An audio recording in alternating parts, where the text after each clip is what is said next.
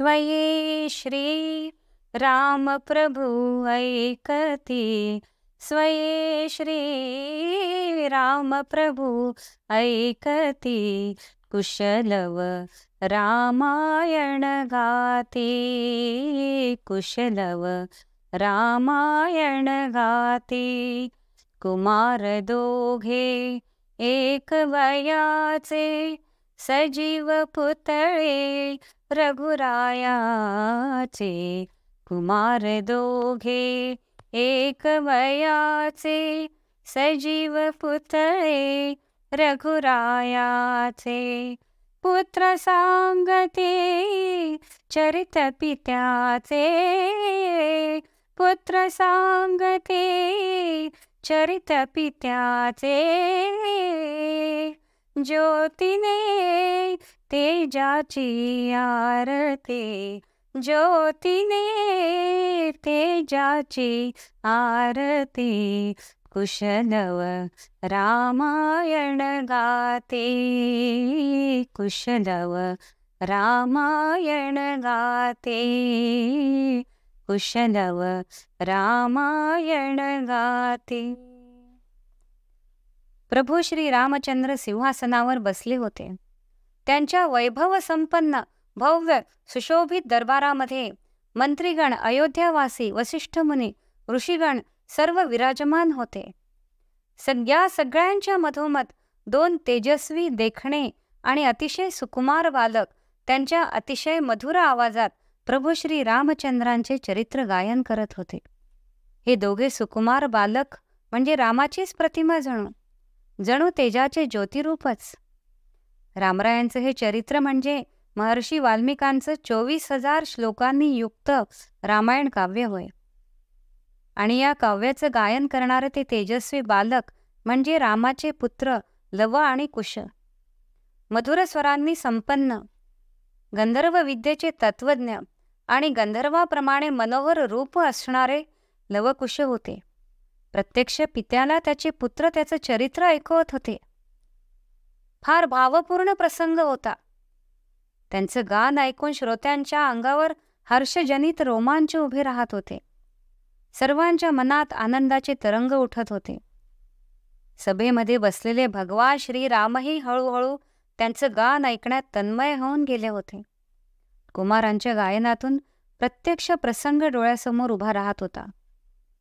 प्रसंग होता पुत्र कामेष्टी यज्ञाचा। इक्ष्वाकू वंशीय महात्मा राजांच्या कुलपरंपरेतील सूर्यवंशीय राजा दशरथ। दशरथ म्हणजे ज्यानं 10 इंद्रियांवर विजय मिळवला आहे, 10 इंद्रिये ज्याच्या स्वाधीन आहेत, असा राजा दशरथ। अतिशय पराक्रमी, महान, तेजस्वी राजा। नगर आणि जनपदातील प्रजा त्यांच्यावर खूप प्रेम करीत असे। इक्ष्वाकू कुलाचे अतिरथी वीर राजा दशरथ यज्ञ करणारे, धर्मपरायण आणि जितेंद्रिय होते। धर्माच्या सर्व अंगांची व्यवस्थित जाण असणारे राजा दशरथ पुत्रप्राप्तीसाठी सदा चिंतित राहत असत। त्यांचा वंश चालवण्यासाठी त्यांना एकही पुत्र नव्हता। राजाने पुत्रप्राप्तीसाठी पुत्रकामेष्टी यज्ञाचे अनुष्ठान करण्याचं ठरवलं। त्याने वसिष्ठ मुनी, इतर ऋषीगण, मंत्री यांचा सल्ला घेतला। सगळ्यांनी त्याला पुत्रकामेष्टी यज्ञ करण्यास सांगितलं। मंत्री सुमंत्राने पुत्रकामेष्टी यज्ञासाठी अंगदेशातील ऋष्यशृंग मुनींना बोलावण्याचा सल्ला दिला। ऋष्यशृंग मुनी हे विभांडक ऋषींचा पुत्र। त्याच वेळी अंगदेशात रोमपाद नावाचा एक मोठा, प्रतापी आणि बलवान राजा होता। त्याच्याकडून धर्माचं उल्लंघन झाल्यामुळे त्या देशात घोर अनावृष्टी झाली। अवर्षणामुळे राजा रोमपादाला अतीव दुःख झालं। ऋषीगण आणि मंत्रीगण यांच्याशी सल्लामसलत करून राजा रोमपादाने या संकटावर मात करण्याची ज्यांच्यामध्ये शक्ती होती किंवा जे ह्यावर मात करू शकत होते, आपल्या मंत्रसामर्थ्याने यज्ञ करून मात करणारे ऋष्यशृंग ऋषी जे आपल्या पित्यासोबत वनात राहत होते, त्यांना राज्यात कोणत्या तरी उपायाने घेऊन येण्याचं ठरलं। ऋष्यशृंग मुनींचं आगमन झाल्यावर त्यांना पर्जन्यवृष्टीसाठी यज्ञ करण्यासाठी राजाने विनंती केली। ऋष्यशृंग ऋषींनी पर्जन्यवृष्टीसाठी यज्ञ केला आणि त्यांच्या मंत्रसामर्थ्याने पर्जन्यवृष्टी झाली। रोमपाद राजाने, जे दशरथ महाराजांचे साडूभाऊ होते, त्यांनी आपली कन्या शांता हिचा विवाह तेजस्वी ऋष्यशृंग ऋषींशी केला. ते तपस्वी ऋष्यशृंग ऋषी आपली पत्नी शांता हिच्यासह दशरथ राजासाठी अयोध्येला पुत्र कामेष्टी यज्ञ करण्यासाठी आले होते. महात्मा ऋष्यशृंग मोठे मेधावी आणि वेदांचे ज्ञाते होते. त्यांच्या मंत्रसामर्थ्याने यज्ञ सफल होऊन राजा दशरथाला निश्चित पुत्रप्राप्ती होणार याची खात्री सर्व देवतांना होती. रावण नावाच्या राक्षसाने ऋषीमुनींचा आणि देवतांचा जो छळ मांडला होता, त्याला त्रस्त होऊन समस्त देवतागण विष्णूंजवळ गेले. त्यांनी प्रार्थना केली. विष्णूंनी सर्वांना आश्वस्त केले की मी दशरथ राजाचा पुत्र म्हणून जन्माला येईल आणि राक्षसाचा रावणाचा संहार करेन. ऋष्यशृंग ऋषींच्या मंत्रसामर्थ्याने यज्ञ सुरू झाला. ऋष्यशृंग ऋषींच्या मंत्रसामर्थ्याने राजाच्या पुत्रकामेष्टी यज्ञात अग्निकुंडातून प्राजापत्य पुरुषाचे प्रकटन झाले. त्याने दशरथ राजाला प्रसाद म्हणून खीर दिली. दशरथा दशरथा घे हे पायसदान पायसदान. दशरथा दशरथा घे हे पायसदान पायसदान. तुझ्या यज्ञी मी प्रगट झालो, तुझ्या यज्ञी मी प्रगट झालो. हा माझा सन्मान. दशरथा दशरथा घे हे पायसदान पायसदान. राजा दशरथाने ती प्रसादाने परिपूर्ण सोन्याची थाळी मस्तकावर ग्रहण केली आणि त्या अद्भुत प्रियदर्शन यज्ञपुरुषाला प्रणाम करून त्याची परिक्रमा केली. दशरथाच्या राण्यांनी कौसल्या, कैकेयी आणि सुमित्रा यांनी ती खीर ग्रहण केली. यथावकाश त्या गर्भवती झाल्या. 9 महिने त्यांचे डोहाळे अत्यंत आनंदाने उत्साहाने पुरवले गेले. 9 महिने पूर्ण झाले आणि कौसल्येला प्रसूती कळा सुरू झाल्या. अवघी नगरी भगवंताच्या आगमनाने सजवली गेली. सडे रांगोळ्यांनी अंगण रस्ते सजले, पताका लावल्या गेल्या. अवघी अयोध्या नगरी सुशोभित करण्यात आली. जशी जन्माची वेळ जवळजवळ येऊ लागली तशी अवघी अयोध्या नगरी राजवाड्याकडे निघाली.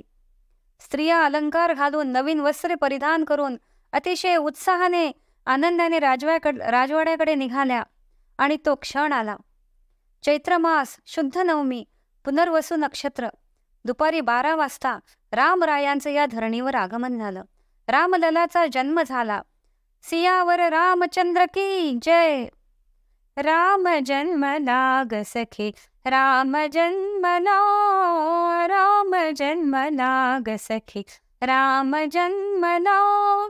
कौसल्या राणी हळू उघडी लोचने, कौसल्या राणी हळू उघडी लोचने. दीपून जाय मात स्वये पुत्र दर्शने, दीपून जाय मात स्वये पुत्र दर्शने. ओघळले आसु सुखे कंठ दाटला, ओघळले आसु सुखे कंठ दाटला. राम जन्मला ग सखे, राम जन्मला, राम जन्मला ग सखे, राम जन्मला, राम जन्मला, राम जन्मला. रामरायांचे ते सुंदर रूप पाहून कौसल्या राणी पुलकित झाली आणि तिचे आनंदाश्रू व्हायला लागले. पाठोपाठ लक्ष्मण, भरत आणि शत्रुघ्न यांचाही जन्म झाला. नामकरण विधी, संस्कार झालेत. चौघेही भाऊ हळूहळू मोठे होत होते. त्यांच्या बाललीलांनी अयोध्या नगरी सुखावत होती. ठुमक चलत रामचंद्र, ठुमक चलत रामचंद्र, बाजत पैंजनिया.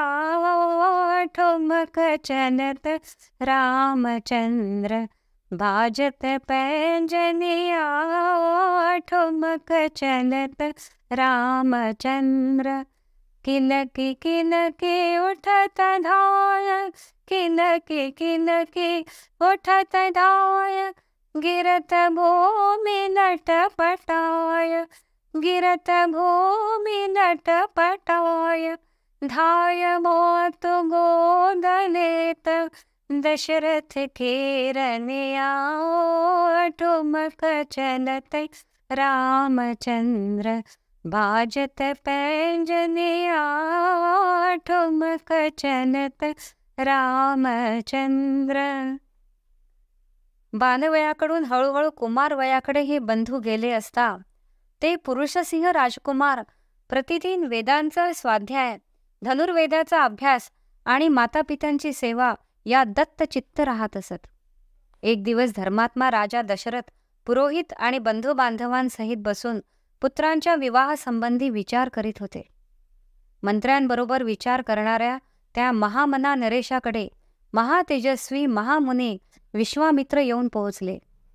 विश्वामित्र राजा दशरथाला काय मागतात आणि काय सांगतात हे आपण पुढच्या भागात ऐकूया. जय श्रीराम.